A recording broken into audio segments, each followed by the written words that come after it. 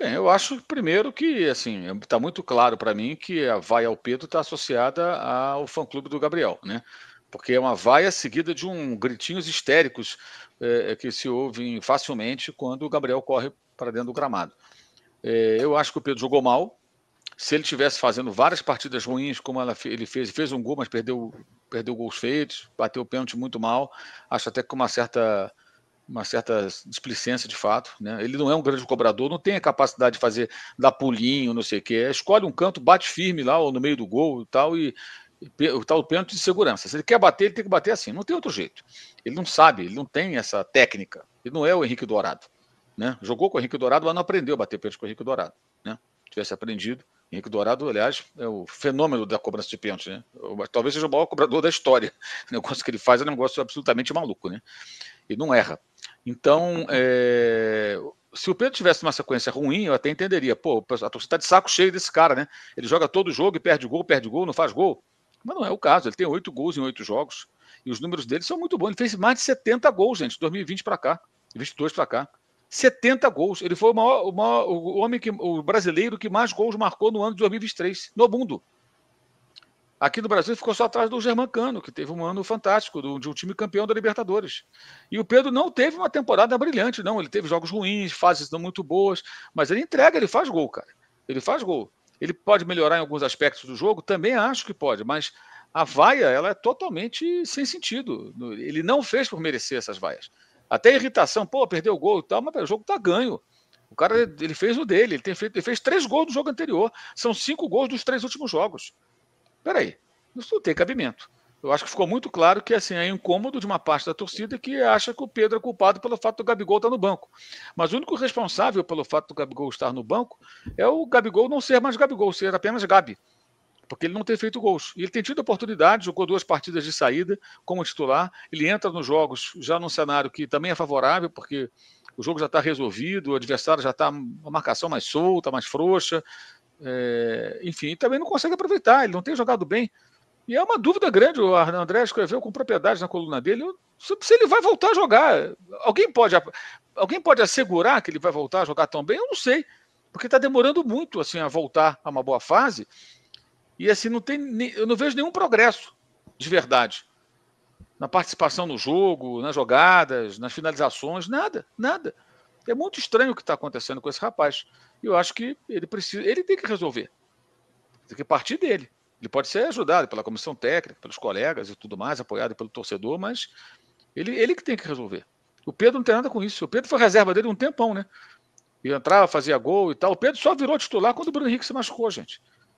Teve momentos ali que ficou ali de beicinho e tal, teve aquela coisa da Olimpíada, queria ir para a Olimpíada, o Flamengo não deixou, mas ele entrega, ele está fazendo gol. A função número 1 do centroavante é fazer gol, né? É claro que ele pode ter outros predicados, deve ter outros predicados, mas o cara tem uma função fundamental, que é fazer os gols. Ele está fazendo. Por que ele vai sair do time? Qual é o argumento técnico para isso? Porque alguém acha que se o outro jogar, vai jogar melhor, mas acha com base em quê?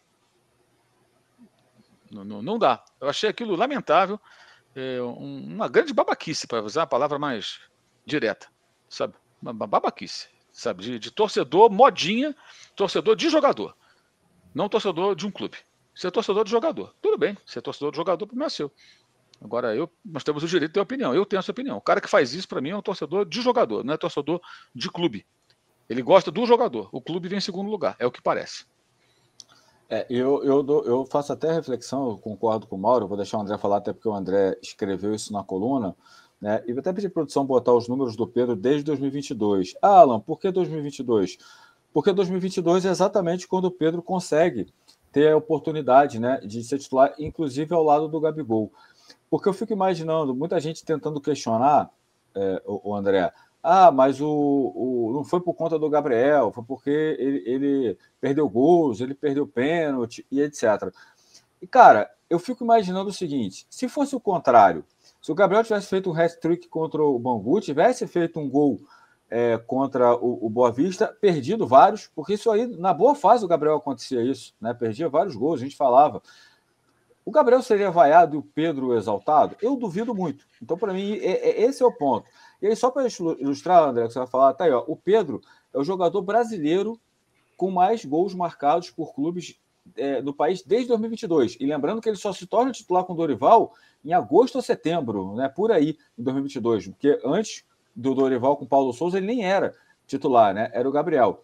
O Bruno Henrique se lesiona em julho. Em julho, então. E mesmo assim o Dorival começa tentando o Vitinho, acho que lá no terceiro jogo que ele vai com o Pedro.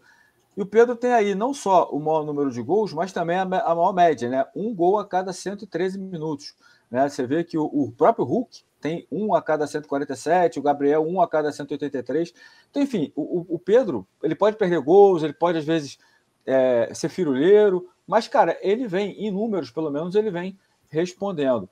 E aí fala um pouquinho, porque na tua coluna você falou, né? Na tua visão, parece que as vaias pro Pedro, tipo assim, não tem mais o que fazer, é um desespero para empurrar o Gabriel de qualquer forma para a titularidade? É mais ou menos assim, André? Veja bem, o Gabriel ele é a grande referência, grande ídolo dessa geração, né, de 2019, né? Ele é o cara que, tipo, o torcedor do Flamengo, assim, podia não admitir, mas já estava de saco cheio para falar das grandes conquistas do Flamengo, as maiores. Era um jornal amarelado na parede. Importante, bonito e tal, mas uma coisa que fazia parte do passado, que pelo menos 2 gerações de torcedores não tinham visto.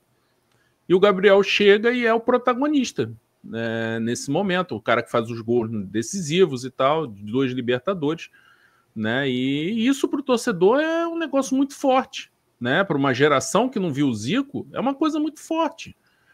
O cara, tem gente que fala, eu nunca vou falar mal do Gabriel e sempre vou defender o Gabriel porque ele fez os 2 gols no momento mais importante, mais feliz da minha vida de torcedor. Lá, a decisão de 2019. Então, é uma coisa totalmente apaixonada, irracional e tal, e ele vira uma referência. E aí, qual é a grande questão? A grande questão é que é só você puxar pela memória o próprio Zico, aí você pode pegar o Nunes, o Brocador, o Romário, os caras que meteram muito gol no Flamengo, o próprio Adriano e tal. O que acontecia? Às vezes um cara desse entrava numa má fase. Aí, porra, tava mal, perdia gol e tal, não tava fazendo gol, aí saía no jornal o tempo lá de jejum, 3, 4 jogos e tal, 5. Porra, aí chegava num jogo, esse cara pegava um time moleza e tal, hoje. E metia 3, 4 e era um ponto de virada. Ou então um clássico, ele ia lá fazer um gol, 1-0, gol do Romário, gol do Hernani Brocador, né? Gol do Adriano. E a coisa virava. E aí pronto, ele se restabelecia e tal, aí voltava uma boa fase, fazia gol e tal, o Flamengo podia até não ser campeão, mas quantas vezes o Romário foi artilheiro do Carioca sem o Flamengo ser campeão e tal. O que está acontecendo com o Gabigol é surreal. É tipo, o cara não consegue. Ele não consegue dar resposta. A realidade dele hoje é banco. Ele entra e não consegue entregar um desempenho ali na média superior ao do Pedro, que é o titular. E aí o torcedor vai vendo aquela coisa, pô, mas ele é o Gabigol, é o meu ídolo, eu quero botar de novo a plaquinha, eu quero viver aquilo que eu vivi do Gabigol ser a referência. Isso para mim é o que é parte do que é ser Flamengo. E aí o cara olha e nada acontece. E o Gabigol entra, e aí aquilo que o Mauro já falou, né? E eu também escrevi. Não adianta, ele entra, o time tá mexido, tem outras substituições, mas o adversário também tá mexido, o adversário tá mais cansado, e ele não consegue ter esse ponto de virada, esse estalo, não acontece. Então o torcedor vai olhando para aquilo e, meu Deus, o meu ídolo tá no banco. Eu tô indo ver o jogo e o meu ídolo, o cara que eu amo, que eu tenho tatuado no braço, na perna, sei lá onde, ele não vai jogar, ou então ele vai entrar 20 minutos, 30 minutos, e eu não tenho o que dizer, porque toda vez que ele entra, ele não consegue fazer muita coisa. E aí o que acontece? Isso, lógico, tem torcedor que tá vaiando o Pedro por infinitos motivos. O torcedor do Flamengo é muito grande. Eu fiz só um recorte. Para muito torcedor, a vaia no Pedro já começa a ser o desespero. É o desespero, tipo assim, tem que ser na pressão, na carteirada. Eu vou vaiar o Pedro e quando o Pedro me der motivo, eu vou vaiar o Pedro. Pro Gabriel ter uma chance, para ver se o Gabriel, e vou apoiar o Gabriel para ver se ele acorda. Porque o que foi 2023? Jogo decisivo. Flamengo e Fluminense Flamengo ganhou o primeiro jogo 2-0, mas olha, na decisão, no jogo que vale a taça, tem que botar o Gabriel. Porque o Gabriel é o cara que faz o gol. O que o Gabriel... André, teu áudio ficou baixo aqui para mim. Oi. Voltou. Melhorou? Vai lá. O que o Gabriel fez? Nada. Aí, a Copa do Brasil. Não, o Gabriel tem que jogar, porque, porra, Maracanã, final... Porra, Gabriel tem que estar em campo. O que ele jogou? Atrapalhou o time também no jogo contra o São Paulo, na final da Copa do Brasil. Então, assim, ele não dá resposta. Então, o torcedor está desesperado. O torcedor do Gabriel, o Gabizete, ele está desesperado. Ele não consegue mais ter essa resposta. Então, é uma das respostas que eu consigo tirar dessa vai no Pedro. É lógico que vai ter o torcedor. Não, mas eu tava no Maracanã e eu vai ao Pedro porque eu fiquei puto porque ele perdeu vários gols. Beleza. Mas o que eu vejo da reação essa galera... Porque, pô, veja, o Pedro perde gol, o Pedro dá uma firulada, o Pedro às vezes pode ser displicente e tal, não sei o quê. O Gabriel é isso tudo.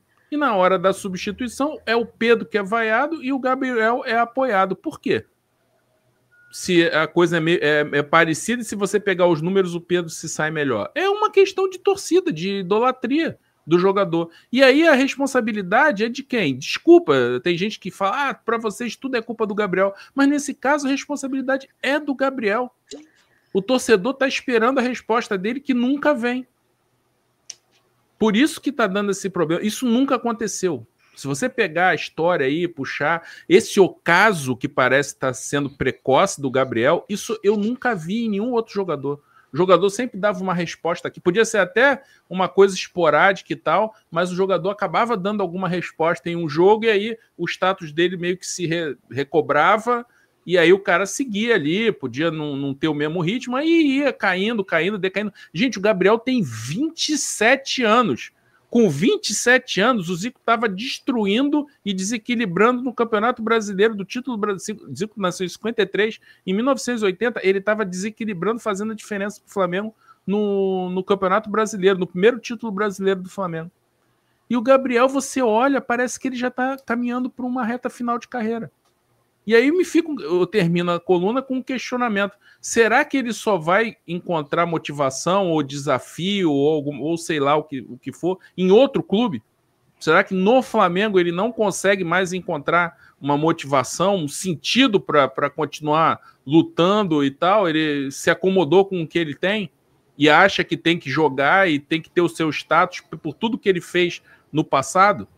E aí, chegando em outro clube, aí sim, tendo que se provar, aí ele vai voltar a buscar alguma coisa, ou de repente nem isso. De repente, a gente vai achar que o normal do Gabriel era o que ele fazia antes, e não, de repente o normal do Gabriel é esse, e aquilo que aconteceu foi um Hernani Brocador um pouco mais prolongado. Posso estar falando o maior absurdo do mundo? Posso, mas a questão toda é, você hoje, o fato é, você hoje olha e não, como o Mauro já falou, e não consegue ver a perspectiva de uma resposta do Gabriel e ele voltando ao nível que ele já jogou. Isso é o mais preocupante e é o que dá o desespero pro torcedor do Gabriel.